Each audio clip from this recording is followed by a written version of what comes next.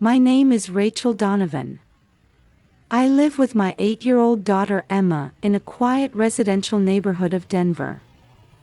I chose this peaceful area, slightly removed from the Washington Park district, not only because it's close to Emma's school but also because I felt its tree-lined streets provided the perfect environment for raising a child. As sunlight streams into the living room, I'm going through my usual yoga poses while mentally organizing today's schedule. Saturday mornings lack the rush of weekdays. Emma is allowed to sleep in a little on weekends. Looking at my daughter's peaceful sleeping face in her room, I find myself reflecting on my life. My career as an accountant at a major accounting firm is going well. I always keep my shoulder-length brown hair neatly styled and never miss my thrice-weekly yoga sessions to maintain my figure. My meticulous and responsible nature has been my strength in both work and parenting. But sometimes, this perfectionist tendency can work against me. It was probably one of the reasons for my divorce. Our 3-bedroom apartment isn't particularly spacious, but it's plenty of room for Emma and me. The living room walls are adorned with photos of Emma's ballet performances, and piano sheet music is neatly arranged on the shelves. These peaceful weekend mornings are my most treasured moments. "Good morning, Mom." Emma's voice rings out while I'm meditating on my yoga mat.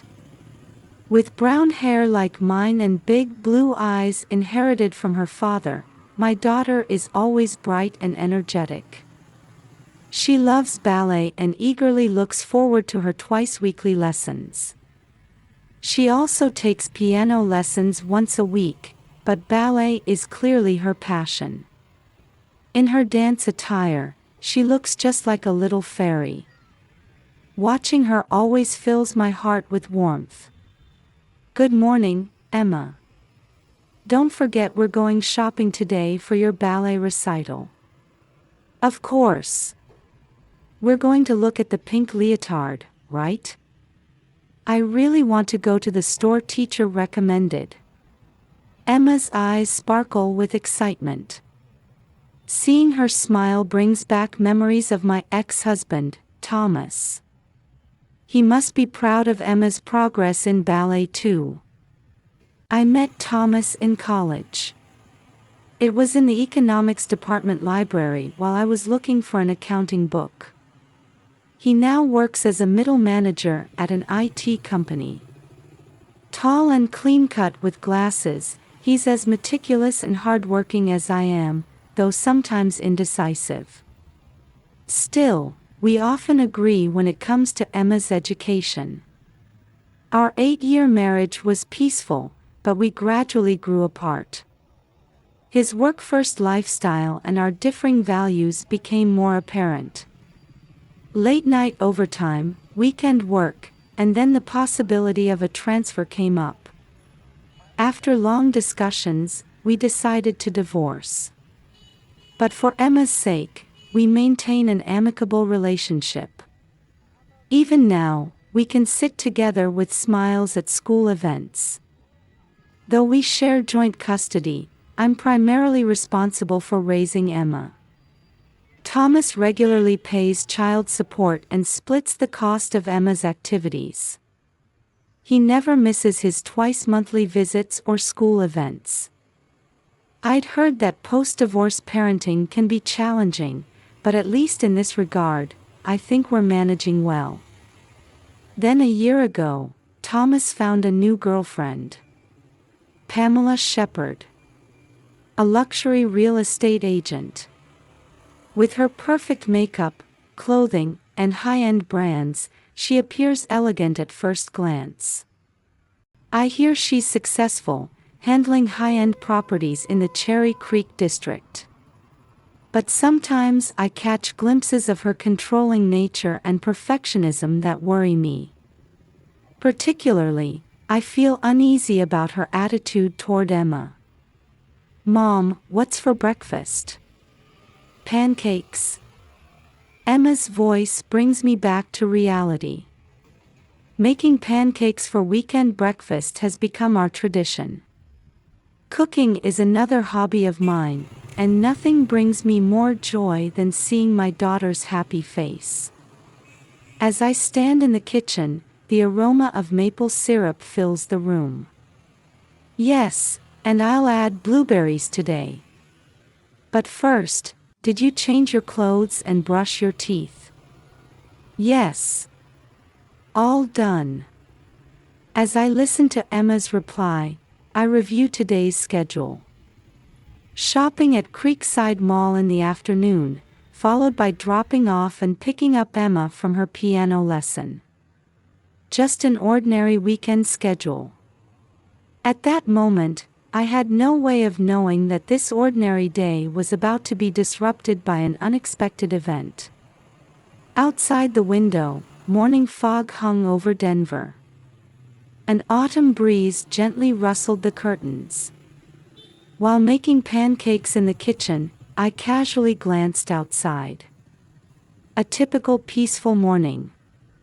I could see neighbors walking their dogs and enjoying their morning jogs. After breakfast, Emma was diligently practicing piano. Chopin's Waltz. Though not yet perfect, watching my daughter's serious profile warmed my heart. There was still time before our mall trip, but my meticulous nature prompted early preparation. I took a shower and applied my usual subtle makeup. Both blush and eyeshadow in understated tones. My business casual style doesn't change on weekends: a navy blazer, white blouse, and beige pants. Emma had also changed into an outfit she coordinated herself, excited about the ballet recital shopping. "Mom, is the store open yet?" Sitting on the living room sofa, Emma asks for what must be the 100th time. She keeps flipping through her ballet magazine on her lap. "Not yet, but it'll be perfect timing after we have lunch." I smiled as I answered. I wanted to cherish this small anticipation and excitement. Nothing heals the heart like a child's pure joy. At 2 p.m., we arrived at Denver Creekside Mall. The autumn sunlight reflected brilliantly off the building's glass surfaces. The weekend mall was bustling, especially with families. Young couples pushing strollers, elementary school children holding hands with grandmothers, teenagers shopping with friends. Emma pulled me by the hand toward the ballet supply store. The store displayed various leotards. From pastel pink to deep burgundy, colorful costumes covered the entire wall. Tutus and point shoes were beautifully arranged like something from a dream. Emma's eyes were filled with wonder.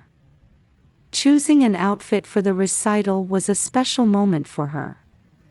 "Mom, what do you think of this pink leotard?" Emma held up a soft pink leotard with subtle sequins on the bodice. The fabric was high quality, with a subtle sheen in the light. "It looks perfect on you.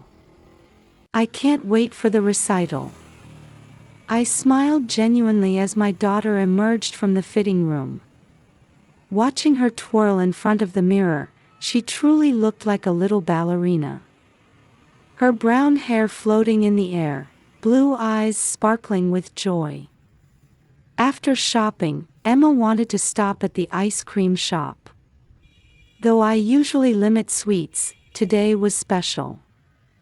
I thought sharing these small successes and joys was an important part of our mother-daughter time.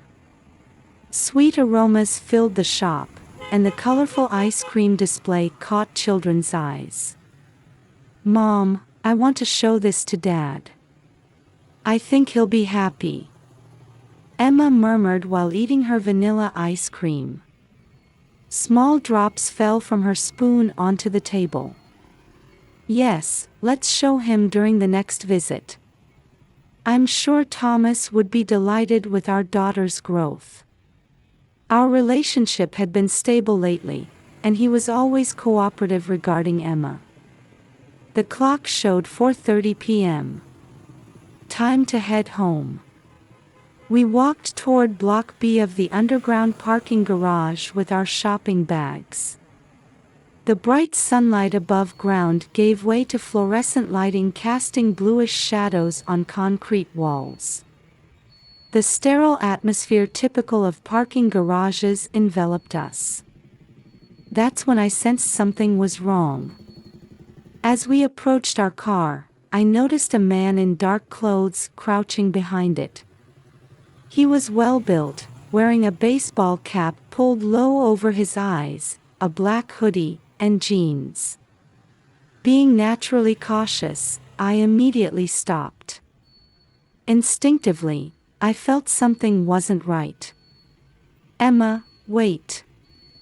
I instinctively grabbed my daughter's shoulder and stopped in place. I could feel the warmth of Emma's small body in my palm. The man must have noticed us, as he quickly stood up. I think our eyes met for a moment. Sharp eyes under thick eyebrows. But he said nothing and hurriedly left the scene. His footsteps echoed through the parking garage, eventually fading completely. The echo lingered, and those few seconds until it disappeared felt like an eternity. What was that person doing? There was anxiety in Emma's voice. Her small hand tightly gripped the hem of my blouse. "Emma, wait here. Mom will check it out." I positioned my daughter behind a nearby pillar, letting her hold the toy store bag. Though I tried to keep my voice calm, my heart was racing. Cautiously checking around the car, my heels clicking ominously. I could see something small attached under the rear bumper. Crouching down for a closer look, it was clearly a camera. Small and black, looking like professional equipment. The lens gleamed faintly. My heart started pounding faster. My hands were shaking, but I immediately took out my phone and dialed 911. The seconds until the operator's voice came through felt unnaturally long. My fingertips were cold. 911, what's your emergency? I explained the situation as calmly as possible. The location of Creekside Mall's parking garage, the suspicious person's description, and the discovery of the camera. Consciously trying to keep my voice steady, I provided as many details as I could. The operator instructed that police would be dispatched immediately and told us to wait there without touching the car. Looking at Emma, I saw her watching me with a worried expression. The afternoon's excitement about the ballet recital now felt like a distant memory. Under the parking garage's harsh lighting, I held my daughter tightly. I could feel her small body trembling slightly. While waiting for the police, various thoughts raced through my mind. Why was my car targeted? Who was behind this? Most importantly, how could I ensure Emma's safety? As a mother, I had to protect my daughter from this situation. But how? Fighting back panic, I desperately tried to maintain my composure. As fluorescent lights occasionally flickered, we waited for the police to arrive. The pink leotard in the shopping bag seemed painfully out of place in this surreal situation. The happy moments from just hours ago felt like a distant dream. At 5 p.m., 2 patrol cars arrived at the scene. Under the parking garage's harsh lighting, uniformed officers quickly exited their vehicles. Emma clung to me, watching the situation with wide eyes. "Mrs. Donovan. I'm Detective Martin with Denver Police." A detective who appeared to be in his late 40s approached, with a kind expression. A young female officer followed behind him. "This is the camera in question." Detective Martin carefully examined the rear of the car. His gloved hand pointed to the camera's location. His partner took evidence photos from various angles. With each flash, bluish shadows appeared on the parking garage walls. "Let's move your daughter to a safe place. She'll accompany her." The female officer smiled kindly at Emma. "But my daughter wouldn't let go of my hand." "Emma, it's okay. Mom will be right there." I knelt down to speak to her at eye level, holding her trembling small hand tightly. The officers efficiently processed the crime scene. They requested surveillance footage and gathered witness information from nearby shoppers. I described the suspicious person in as much detail as possible. Baseball cap pulled low, black hoodie, about 5 feet 11 inches in height. "This is quite a sophisticated camera." The technical officer examining the evidence spoke up. "It has GPS capability and can be monitored in real time." Those words sent chills down my spine. Someone had been watching us. The thought made me feel nauseated. "Mrs. Donovan," Detective Martin looked at me seriously.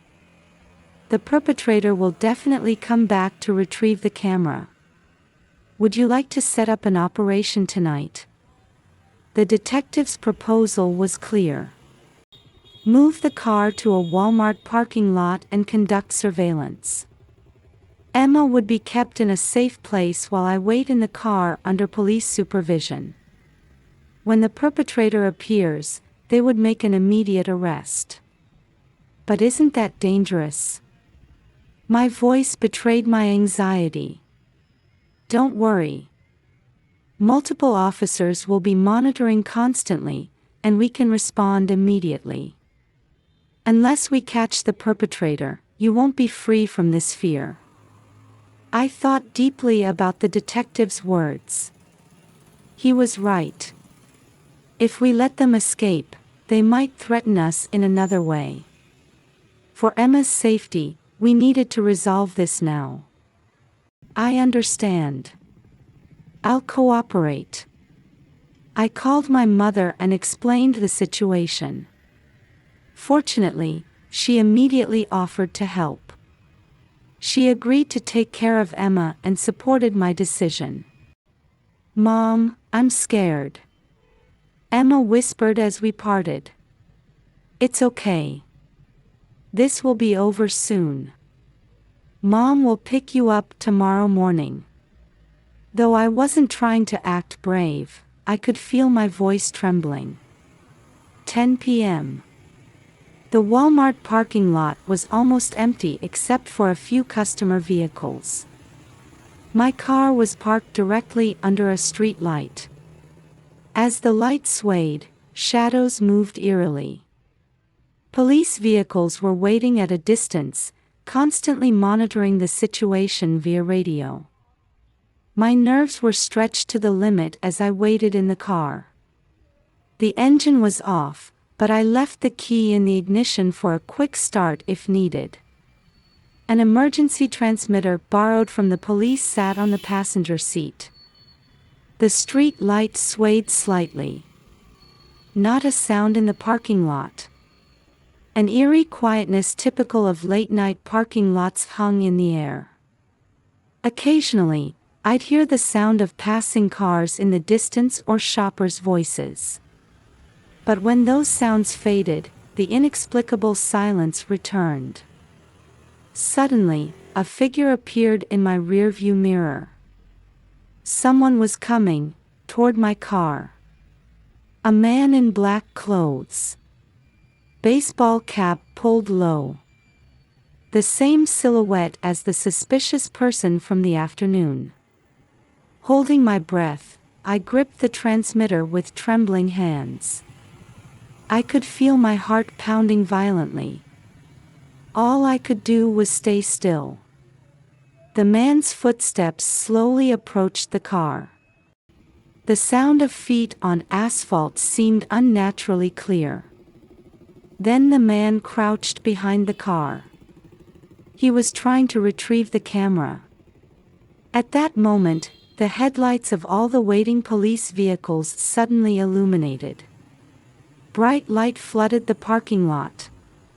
Multiple officers ran toward the man with guns drawn. The man tried to escape for a moment but was quickly apprehended. I watched the scene from inside the car, stunned. My hands wouldn't stop shaking. But it was more from relief that it was finally over than from fear. Detective Martin approached my car. His expression was stern but somehow reassuring. "Mrs. Donovan, I'm glad you're safe. We've secured the suspect. You can relax now." I nodded slightly. But was this really the end? Who was this man? And why was I targeted? The questions were endless. However, right now, all I could think about was seeing Emma's face. Multiple police car lights illuminated the Walmart parking lot. The arrested man turned out to be a private investigator named Mike. According to police investigation, he ran a small detective agency in Denver. Under the harsh interrogation room lights, his face showed signs of fatigue. Ms. Shepard's request came 3 weeks ago. Mike reached for the paper cup of water on the desk. At first, it sounded like a simple background check. But her demands kept escalating. His testimony during interrogation was shocking. A request from Pamela Shepard. $5,000 upfront plus an additional $10,000 for decisive evidence. He admitted that he knew installing surveillance cameras was illegal but was blinded by the high payment. "Ms. Shepard wanted every detail about your daily life," the detective explained to me. "Especially how you spent the child support money and how you interacted with your daughter. She was trying to gather evidence that you were an unfit parent." Those words sent a chill through me. Pamela had been questioning my qualities as a mother, plotting to transfer full custody to Thomas. Her income as a luxury real estate agent was more than enough to hire a private investigator. Police immediately arrested Pamela. They found her in the middle of an elegant breakfast at her luxury apartment in the Cherry Creek district. At the time of arrest, she was wearing perfect makeup and expensive designer clothes. She seemed completely unaware of the gravity of her actions. "I've done nothing wrong." Pamela's attitude during interrogation was pure arrogance. "I was going to marry Thomas. For Emma's sake, we needed to provide a proper family environment." Her words filled me with trembling anger. Had she really been thinking about Emma? Or was my daughter just a tool to satisfy her own desires? The next morning, when I went to pick up Emma at my mother's house, she jumped into my arms. I had thought about her all night. What should I have done to protect this precious life? But now, I just wanted to celebrate that we were safe. "Mom, no more scary things." I nodded firmly at Emma's question. "It's okay now. Mom will always protect you." That afternoon, Thomas appeared at the police station.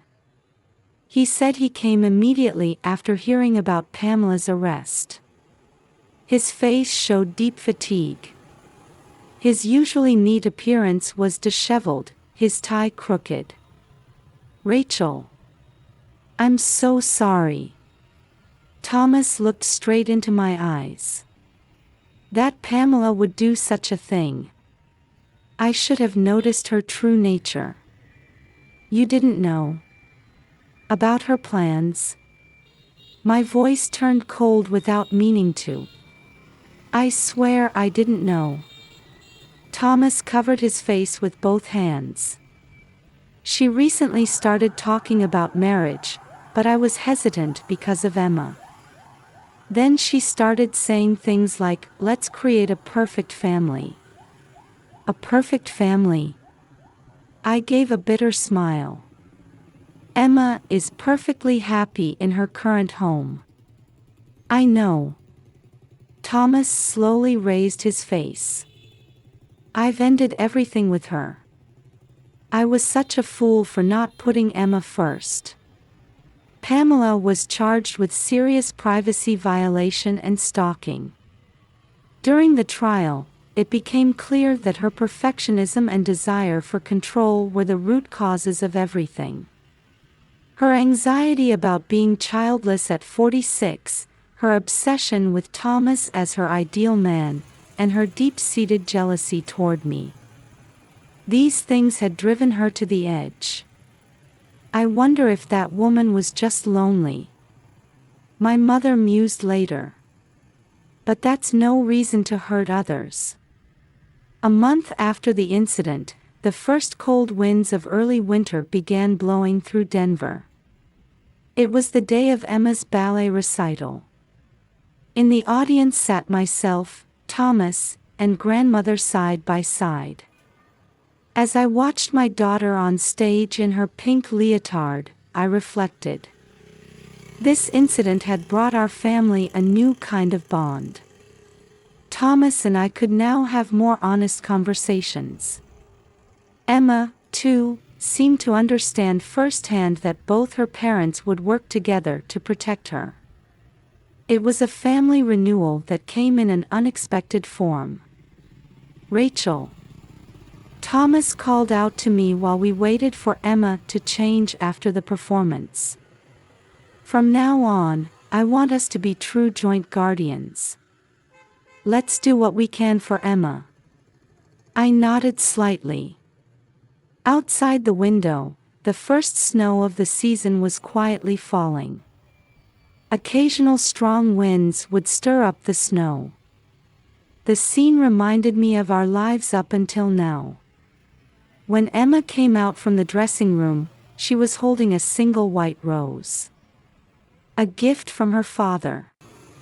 In those pure white petals, I sensed a new beginning. Mom, Dad, did you see? I didn't make any mistakes. Emma's eyes sparkled more brightly than ever before. We headed home with our daughter between us.